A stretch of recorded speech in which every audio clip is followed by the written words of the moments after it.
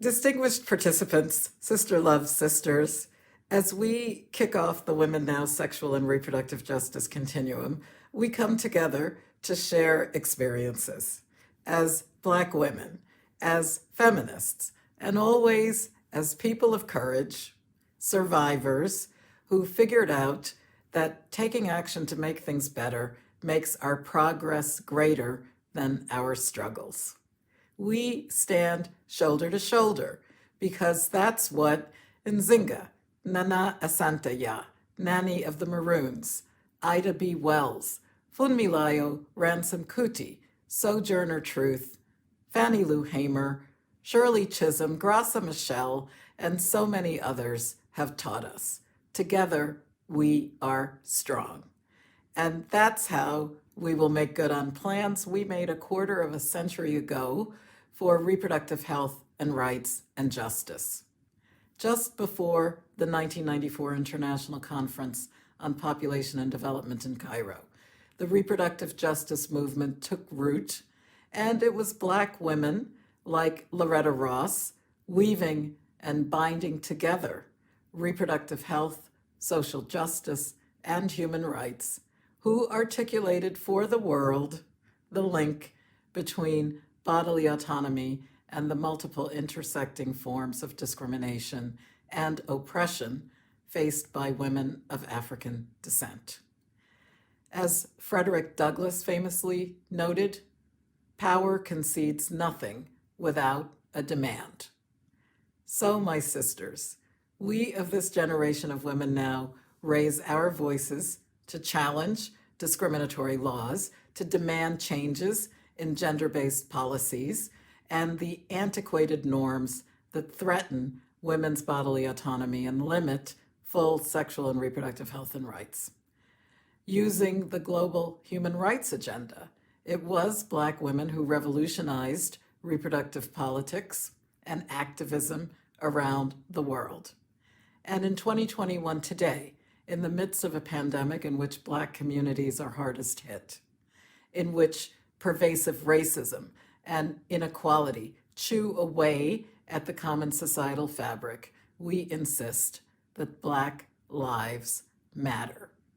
The intersection of gender and race, and too often poverty, compounds challenges for Black women who experience disproportionately high rates of lack, who are disproportionately overrepresented in the informal job market and the unemployment line, and all too often have little access to basic health and social protections. And indeed, racism and structural barriers conspire to leave and push women further behind. It's evidence and data that makes this type of inequality obvious.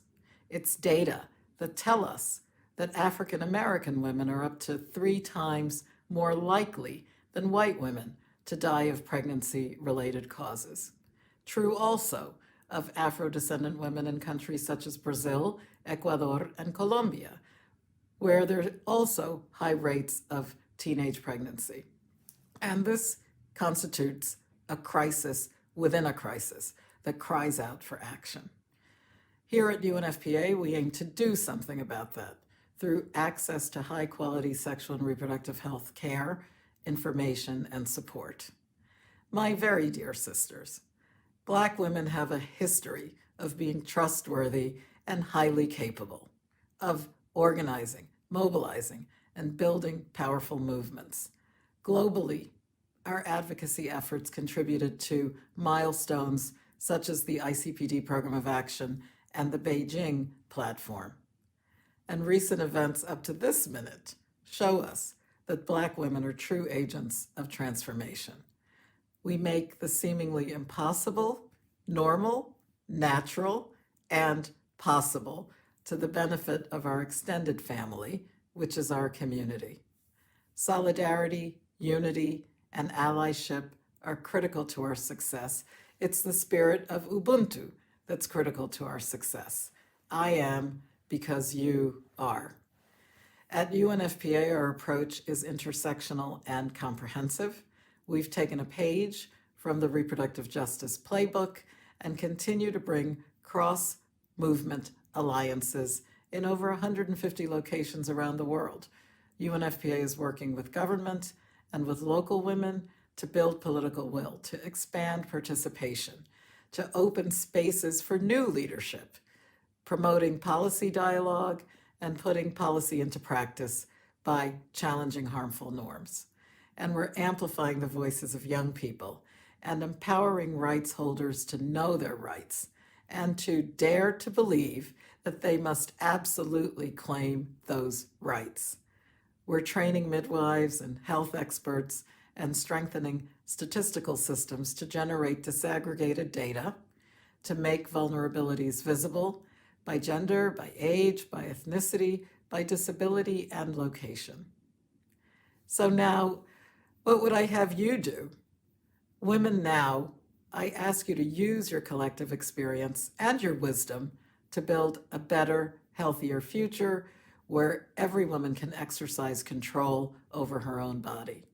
Because real sisterhood is not about blood, it's about sharing knowledge, ideas, perspectives, and proudly sharing our stories without any hint of stigma or shame, in the pioneering spirit of women leaders like Chief Beacey, Billy Avery, and Dazon Dixon.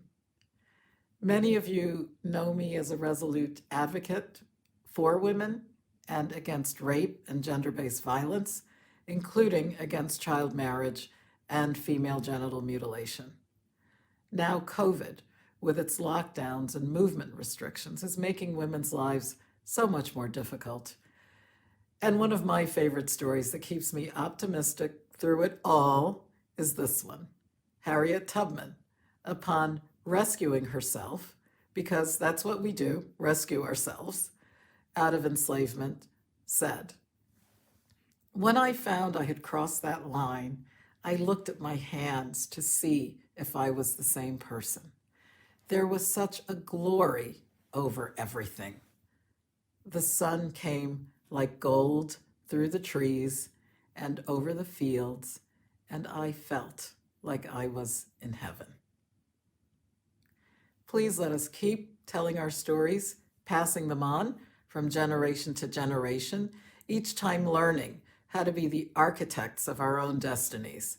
Until the sun shines like gold through the trees, keep on taking big strides forward into an inclusive, just, equal, and healthy future, not just for some of us, but for all of us. Thank you.